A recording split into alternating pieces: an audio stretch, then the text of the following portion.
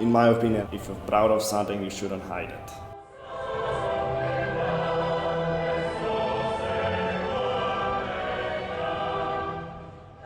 My name is Ljubljana. I go to University of Ljubljana, biotehnična fakulteta. I study forestry. My name is Rok Smrekar. I am a student at the Faculty of Economics at University of Ljubljana, and I study on master's degree entrepreneurship, and I'm the president of the student council here at this faculty. The Slovenian flag has a symbol on the left top corner. Those three hills are Triglav. It's the tallest mountain in Slovenia.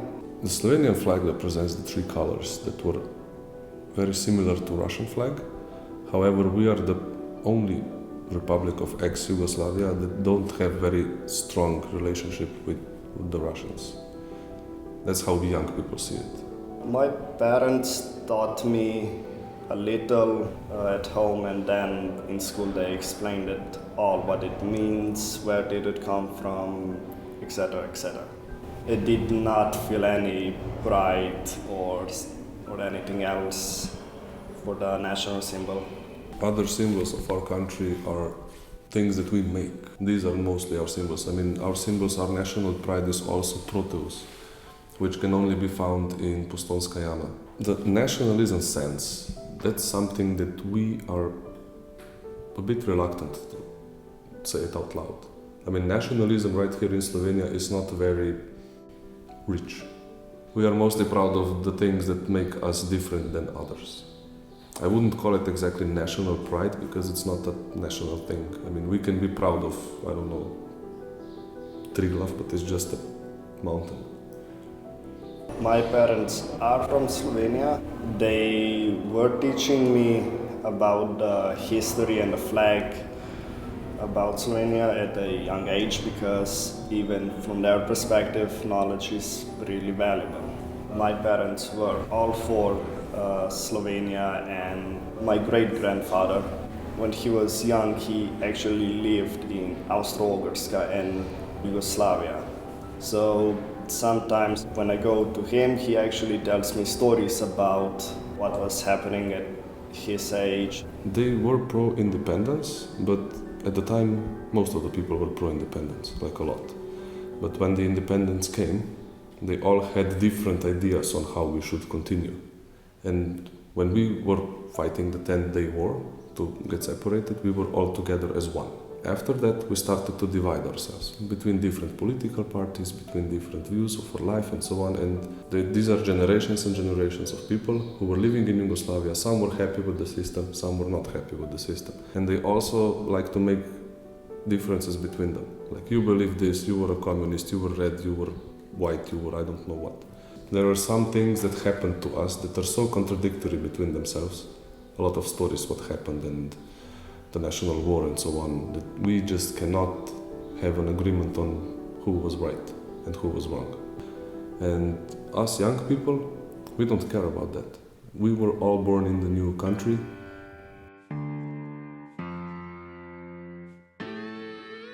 Let's go. Make it perfect. Yeah. It's been a funny day, everything wanted to fail.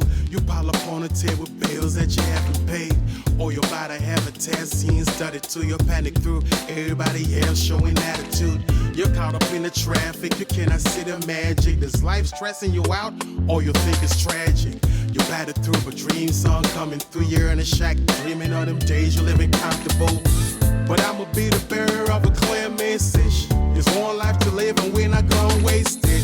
So pack your shoes, pack your bag, get your head out, put your bike out, put your blade out. We like to educate ourselves in things that we think that will help us in the future.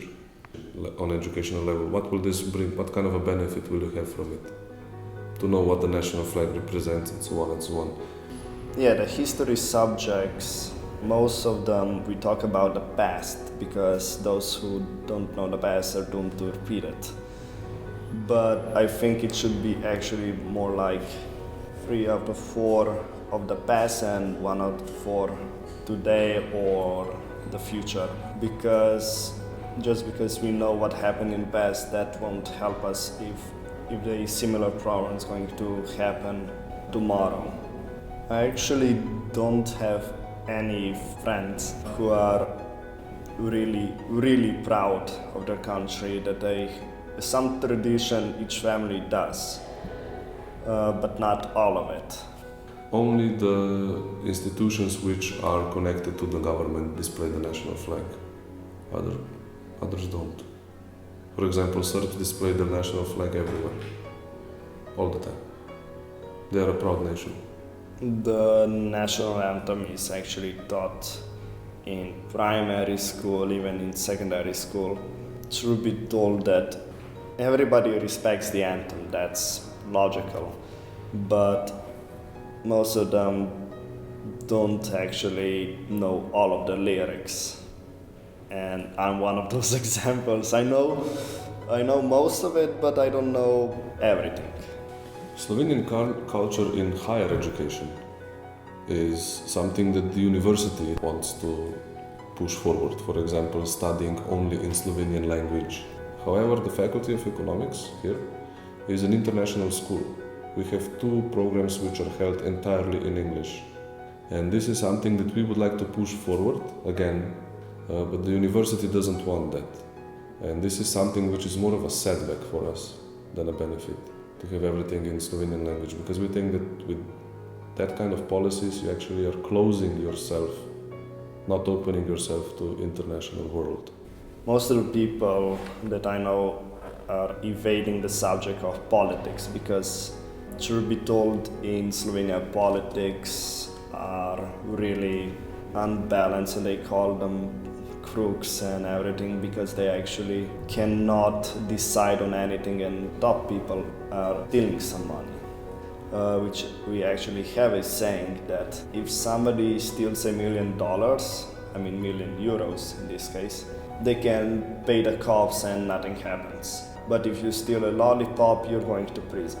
I think that the future of national pride in this space, in Slovenia, that it will change.